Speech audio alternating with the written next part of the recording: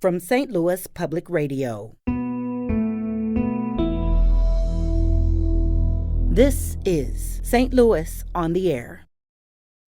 But the waste wasn't actually making it to the facility.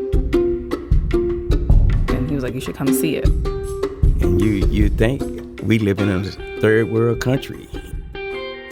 And the best that we can do, quite honestly, as scientists, is to translate that knowledge.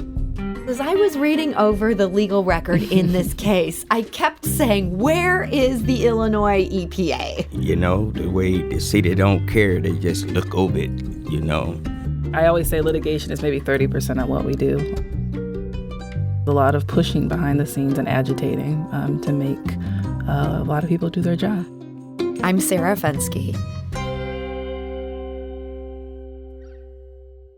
South of East St. Louis, down in the broad floodplain of the Mississippi known as the American Bottom, there is a little town that is gradually sinking in a flood of human waste. Those are the words of Harvard history professor and Missouri native Walter Johnson. He was writing in 2020 about what was until recently known as the Metro East town of Centreville. Residents of Centreville have dealt for more than 2 decades with raw sewage flooding their homes and yards. Human waste pools in yards, courses through roadside ditches, and backs up into bathtubs and sinks. 8 miles southeast of St. Louis, Centreville has long been one of Illinois' poorest towns. Its 5,000 residents are almost entirely black, and for decades, residents were convinced no one cared about their plight. Well, that has changed in recent years. A federal lawsuit filed by lawyers working pro bono seeks to force authorities to deal with the problem and help residents be made whole. And a team of scientists, including researchers from Washington University and St. Louis University, are working to better understand what's caused these longstanding problems. Now, we should note the town of Centreville officially no longer exists. Almost exactly a year ago, it formed a new entity called Cahokia Heights by merging with the towns of Allerton and Cahokia. And joining us now with the latest on where things stand is Jose Constantine. He's an assistant professor of geosciences at Williams College in Massachusetts, and he is part of the team of researchers working in what is now Cahokia Heights. So, Jose, welcome. Thank you for having me. And we're also joined today by William McNeil. He is a Cahokia Heights resident, and he is a member of Centreville Citizens for Change. William McNeil, welcome. Thank you. So, William, you have lived in what was Centreville for 45 years. What first brought you to move there? Well, I come out there because it was really peaceful at first. Mm-hmm. And, you know, I had a couple of kids, my wife. So, I mean, it was simple and it was okay. Yeah. But as the years pass, you know, things start look like just running off the rails. And the city people that was running the city, they didn't have no concern about it, you know. Yeah. And when you say things were running off the rails, specifically related to these flooding problems, right, these sewage problems, right. When did that first become a major issue for you? Do you remember how long ago that was? Because when I first come there, they tried to do stuff, you know, like clean the ditches and stuff. Mm-hmm. And maybe in about 10, 11 years down the road, they stopped. You know, trees went to growing in the ditch. The city never come and do anything. And where I live, it's the ditch runs down outside my house. Okay. So all of the water that come up from Belleville, from all the other places, run down outside my house with the trash and stuff, you know. And it sits in my yard, goes under my house, and you can't get it out because of the bricks and the foundation of the house. So now it shifted my foundation on my house, my roof, and everything else, you know. And you've been trying to mitigate this. I mean, you've tried to address these problems in your yard, but this water and the sewage just keeps coming. Just keep coming. And the raw sewage, you know. And you think we live in a third world country, you know, the way the city don't care, they just look over it, you know. And you said it was about 10, 12 years after you showed up, so this would have been in the 80s. That felt like when people stopped maintaining this, and these ditches just began, just trash running through them right into your yard. Right into my yard. Raw sewage, too, you know. We couldn't sit outside because, the smell of the raw sewage. And is that a constant? I mean, you're smelling that always. Hey, when the sun come out, you know what I'm saying, it just throw the smell off, just raw sewage. So, Jose, hearing about this problem, this sounds terrible. This sounds like somebody would not want to live in the middle of this. And obviously this town is very close to the Mississippi River. Is this as simple as saying, hey, the river floods, that's going to overwhelm the sewer system. That's what's causing this. That's a great question. I think, certainly living on the floodplain is going to complicate any problem like this, but it's not as simple as this. There's no excuse really for the community and the residents to have suffered what they've suffered for so long. So as you've been looking at this, is there a body of research you were able to draw on that suggests, hearing from William today, he says, they haven't been maintaining these ditches going back decades now. Were you able to get records on what started to fall apart and why? Yeah, that's another great question. I think for us, I think it's been really important to us from the beginning to hear from the community, to hear from residents, what it is that they've been going through, their thoughts about why things are happening and the way that they've happened. And all of that feedback has been really important to us. And what that told us is that there are some really important aspects of the system that just weren't functioning. You've heard about the ditches, and there are some large channels that come off of the bluffs that you heard William describe off of Belleville that are filling up with sediment at incredible rates. It's quite likely that was a natural process that's only been worsened by how we've been building and manipulating the environment. And so that's something that our group, our science team, is trying to study with the community as partners to better understand how best we can manage manage the situation and prevent this problem from happening. And Jose, you've brought the community into this research in ways that this goes beyond people just sharing observations or memories. What are some ways that you're getting input directly from people affected on what's happening? Sarah, you've got great questions here. These are all excellent.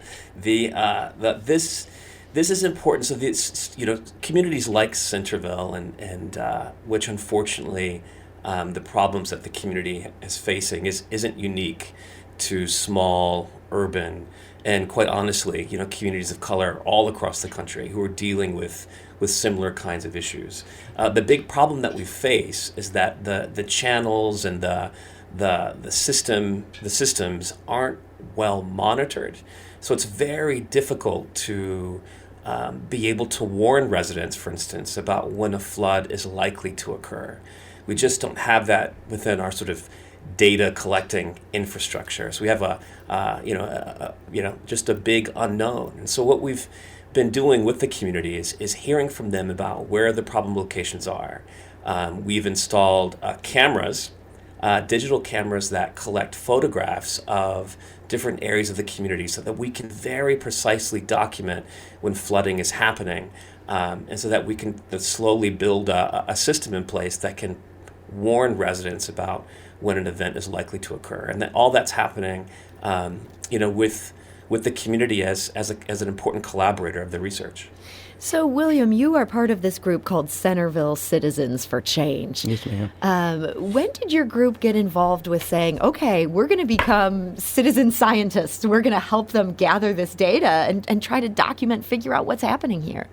Oh, I guess it's been about 3 years of when the cold and them come in. Been about 3 years, you think? Maybe this year going on 4 years, but... Okay, so it's been a few years now. Yes, ma'am. And were you and your neighbors, was this something that you were actively interested, ready to get involved with this? Yes, ma'am, because we didn't think nobody cared, and then nobody never reached out to try to help us regardless of how much you complained to the city. They never wanted to hear anything we had to say about it. They just give us time.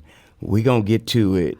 My God, how long do we wait? for you to get to it. Yeah, I mean, they're know? telling you they're going to get to it. Years turned into decades as they're saying this. Yes, ma'am. So here come these scientists, and they're saying, okay, we're gonna look concertedly at this, but we need you to share your observations on what's going on. I bet people gave them an earful.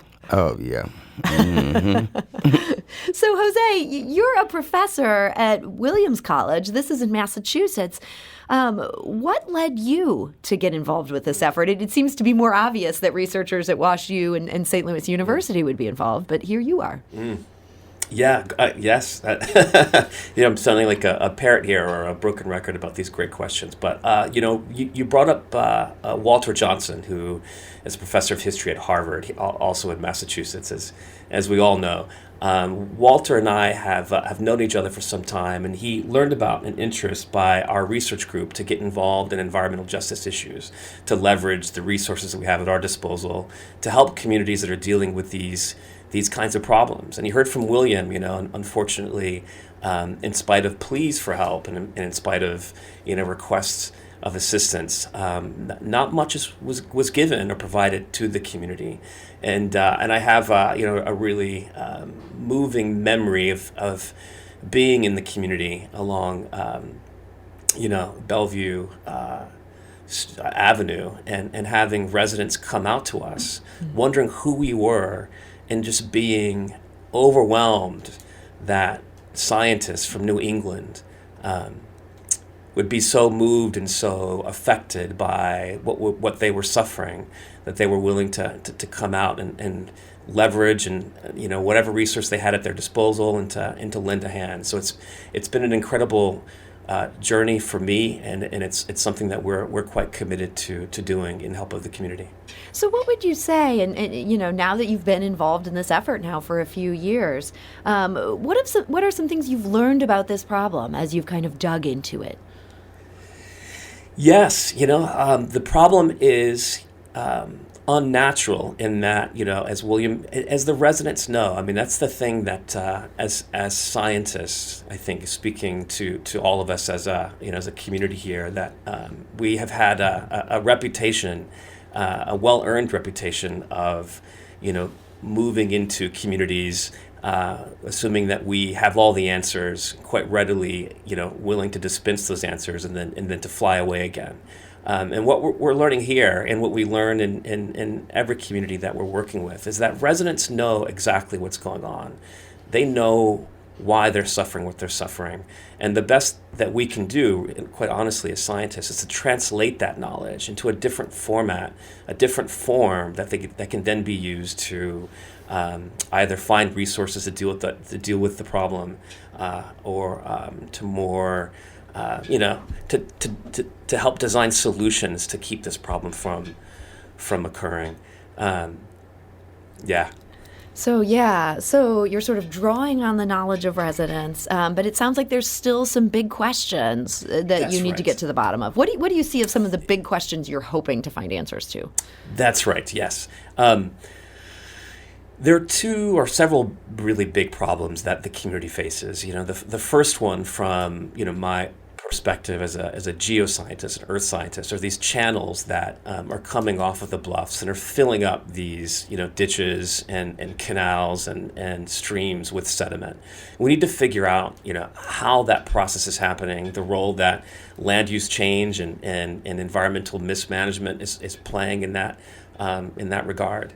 We also need to do a better job of figuring out the kinds of rainstorms, the kinds of storms that trigger flooding.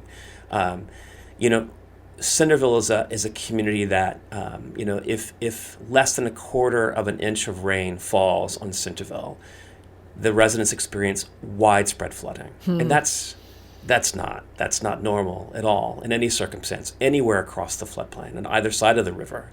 And what we are in the process of doing now is trying to develop models and methods of collecting data so that we can, better predict when these kinds of events are going to occur, which will hopefully prepare. And it's not a solution to the problem, but what we're hoping is that we can prepare residents for when flooding is going to be a real hazard to their well-being.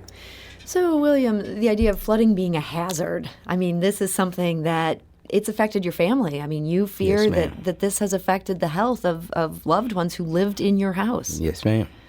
Tell me, what are some of your suspicions about how this has affected your family?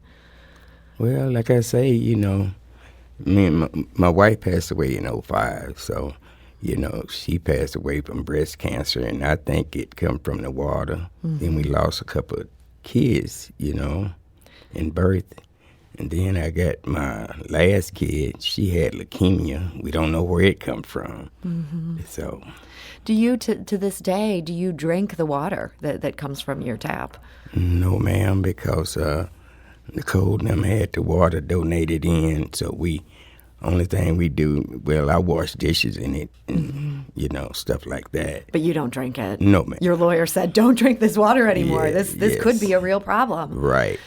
And in the meantime, your house has continued to deal with this flooding. How has this affected the foundation of your house and, its ability to stand as a house that somebody would want to live in? It's barely standing. Yeah. Because, like I say, it shifted the foundation, so up at the roof, you can see how it don't come in to, Then, like I say, I put 3 new set of floors in, and it don't rotted them out from the water just sitting over a period of time. My furnace, my hot water tanks, and stuff like that. Things are just breaking down in the middle of these flood conditions. And I'm on a fixed income now, so I really can't afford to fix anything much, just try to get by.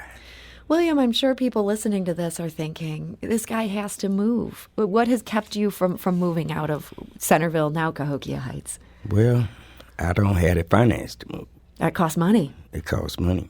Yeah. So only thing I can do is just try to make ends meet and, just keep on going and hope something happens sooner or later. Hope to God bless us some kind of way. So, Jose, I know you're working on this problem, and this is something you and your fellow researchers want to get to the bottom of, want to help these residents with. So many times there's initiatives, people get grant funding, they work on something for a couple years. Do you feel long-term committed to this problem here in Cahokia Heights? Yes. I mean, the short answer is yes. But you I think, hint at what makes this so difficult is that it's not something. There's no easy fix to this. I think one of the really important special aspects of this work for me has been to collaborate not just with fellow scientists but with other like-minded, similarly motivated and wonderful people that I think you'll be speaking to shortly. Our collective of scientists and lawyers and public policy advocates, I think, we bring to the table a whole range of skills, perspectives, and insights that, we're trying to, galvanize in support of the community. So we're committed, but we know that there's, how effective and impactful the work that we can do really does depend on, this larger group who are all working with the community to come up with short, medium, and long-term solutions to this problem. Well, Jose Constantine, I want to thank you so much for joining us today. Thank you, Sarah. We're going to take a quick break here, but when we come back, William is going to stay with us, and we will also meet Nicole Nelson. That's a lawyer who has been working on this from the legal end of things, trying to bring change for these residents. This is St. Louis on the Air on St. Louis Public Radio.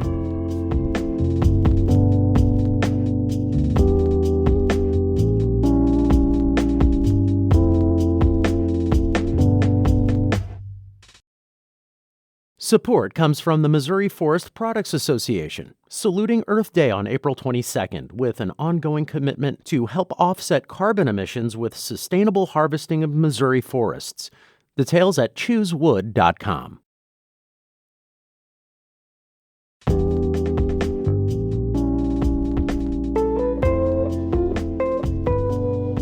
Welcome back. We have been talking today about the big flooding problems and sewage problems in the town that was previously known as Centreville, Illinois. Today, it is known as Cahokia Heights. It merged with 2 other small towns just 1 year ago. Now, we heard from an assistant professor of geosciences who has been working on the ground to identify the cause of this flooding. And we've also been talking to William McNeil. He is a Cahokia Heights resident, a member of Centreville Citizens for Change. William, pushing for change, it's fair to say. Yes, ma'am. Yes. And we're also joined today by Nicole Nelson. She is an attorney. She is the executive director of Equity Legal Services. That's a nonprofit law firm based in Belleville. Nicole, welcome. Hi, well, thank you. So, Nicole, I understand that environmental cases haven't historically been your focus at Equity Legal Services. How did you first get involved with this situation in the town previously known as Centreville? Sure. It was definitely by happenstance. I met Centreville resident Walter Bird. He had a bill from American Bottoms, which I know, Mr. McNeil, you're very familiar with. A lot of the residents are. And he started telling me about the sewage in his yard, right, and why he shouldn't be receiving this bill because the waste wasn't actually being carried to the plant. American Bottoms is a waste management facility where they treat the waste, but the waste wasn't actually making it to the facility. And he was like, it stands in my yard. And he was like, you should come see it. Walter's very personable, just a great guy. So I did. I went out, and it was when they flush the toilets, the waste would come up in the yard. And this was like early spring of 2018. Went out there, saw it, and then we just started sending FOIA requests. And at that time, I was at a different nonprofit, and we started working organically together. He starts telling other residents they have these issues. And then Kalila Jackson, who's also another attorney on the case, she works for EHOC, also a nonprofit. We started meeting with residents. We had a first meeting. People came out from all over Centreville, and we found out this problem had been happening for decades. So, yeah, longstanding problem. And William, as you had explained before the break, you guys were pushing to try to get anybody interested in doing something about this. And here, almost like, 2 guardian angels come these 2 attorneys. Were people feeling hopeful at this point? Yeah, we was really feeling hopeful. And that maybe something could come of it. Yeah. And so the tricky thing legally, you have to figure out who to sue, and you have to figure out who can make this situation right. And from talking to Jose, it's clear that this site has been neglected for so long, people can't even fully explain what has caused all these problems. I imagine as a lawyer coming into this, it must have been a lot to get your head around. For the first year, I think we were doing a lot of due diligence, and a lot of that was having community meetings so that people like Mr. McNeil, they could all tell us what was the problem. Like, they're experts in their situation, not us, right? So a lot of the community meetings was them telling us what were the issues, and we would go back and study it, essentially, and assign each other parts. And we realized this was not our expertise, and that's how we brought people like NRDC, Earth Justice, and Jose to the table. So you have a lot of people now working on this, and in the meantime, you've taken this to court. You and Kalila Jackson, the attorney you mentioned who works for EHOC, you filed suit in 2020. This was in federal court. And this was basically alleging a violation of the Fifth Amendment, the takings clause of the state constitution. You guys were seeking, you wanted this situation to stop even more so than you were asking for financial recompense. You're saying, get the sewage out of these lawns. Right. That first suit was filed on what we wanted to be an emergency basis, right? Like, make this stop immediately.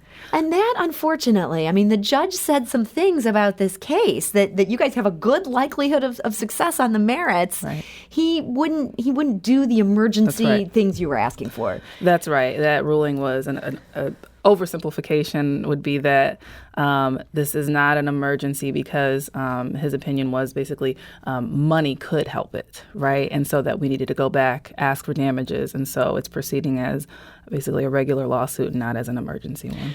So, William, I imagine that was a frustration. This has got to feel like an emergency for somebody living in the middle of it. I would think that's emergency, and because things are so bad. When it rains, you got to flush your toilet with a bucket for real. Yeah. This time, during this year and time, Yeah, that would feel like an emergency in my house. Yeah, and nobody reach out to try to help you or nothing, and then city just look right over it like it's nothing. Yeah. But so when a judge says something like that, you got to take the advice they give. And so you guys went back to court and said, okay, now the judge has said these people deserve money. You're saying, okay, give us some money so that we can fix this. What's going on with this second lawsuit? The second lawsuit was always a plan, right? Is that there were some residents who did want money. They wanted to be able to fix their houses and get their money back. A lot of the residents, as Mr. McNeil mentioned, live on very limited income, so they've been repairing the same floors, buying 5 or 6 hot water heaters and furnaces throughout the lives of their homes. And so they want that money back, and a lot of their homes are unstable. But between those two lawsuits, we did a lot of work with the agencies that should have been doing the work. So it's I always say litigation is maybe 30% of what we do. A lot of what we also do is a lot of pushing behind the scenes and agitating to make a lot of people do their jobs. So I'm glad you brought this up, because as I was reading over the legal record in this case, I kept saying, where is the Illinois EPA? I mean, with this kind of catastrophic situation these residents are dealing with for decades on end and have apparently been sounding the alarm about, do you feel like the Illinois EPA has done what it needed to do on this site? Well, if you can find them, you let me know. They used to, I will say they used to sit in on so Centreville Citizens for Change has meetings twice a month.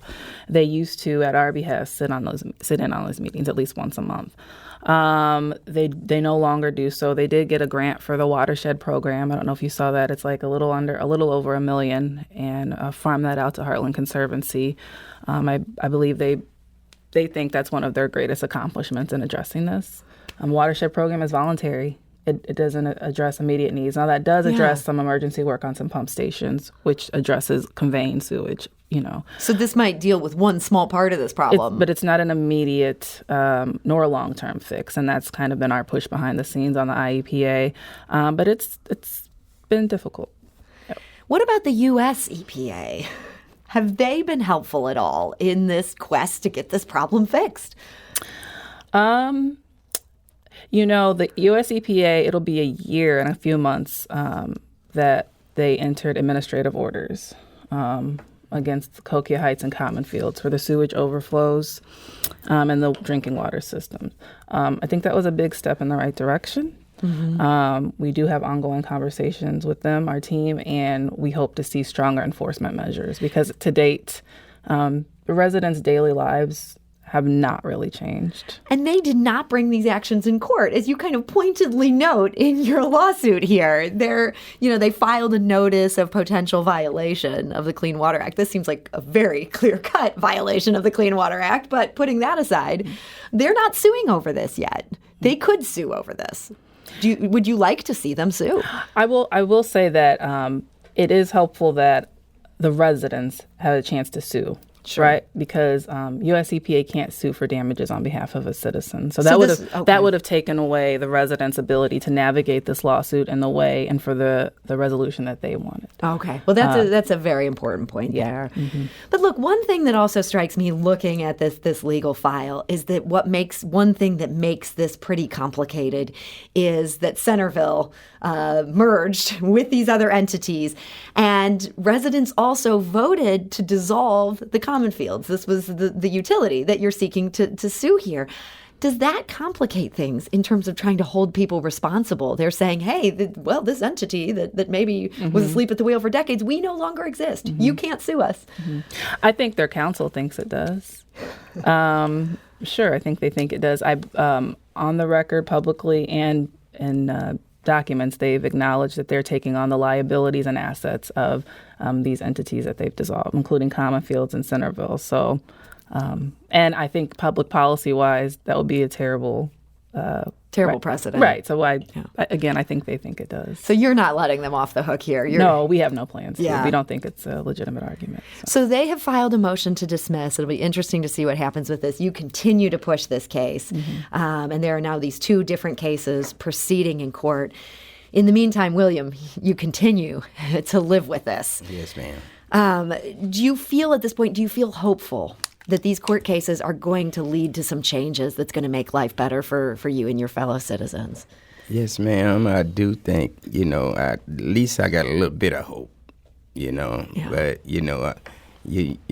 I'm 70 years old, so if they don't hurry up, I might not be here to see it anyway. So. And Nicole, does that feel like a motivation to you? I mean, you have these residents and their lives are, the days continue. That's right. Yeah, that's always been a concern. A lot of the residents, like Mr. McNeil said, 70, 80s, they don't have tomorrow, they have yesterday, right? Yeah. So for Kalila and I, that's a huge push. So I began this conversation with a quote from Walter Johnson, the Harvard professor, Missouri native, who's really done so much to publicize this issue. Here's something he wrote about Centreville.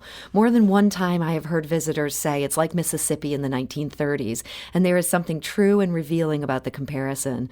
But more even than the past, Centreville looks like the future, a future unfolding at the confluence of climate catastrophe, structural racism, infrastructural deterioration, and widespread indifference to Black suffering.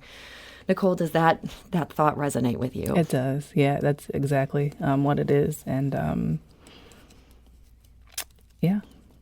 And you're going to keep fighting. Yep, all of us. It's not anything any one of us can do, right? We couldn't do it without the residents mobilizing. And sure couldn't do it if Khalil and I weren't teamed up together. So, well, Nicole Nelson, thank you so much for making the time to join us today. Thank you, Sarah.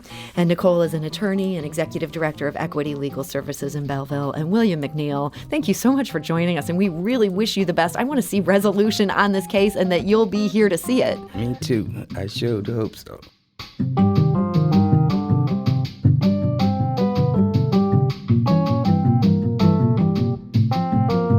Today's episode was produced by Emily Woodbury with audio engineering and podcast design by Aaron Dorr.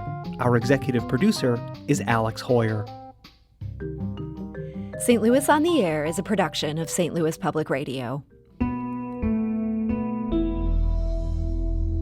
Understanding starts here.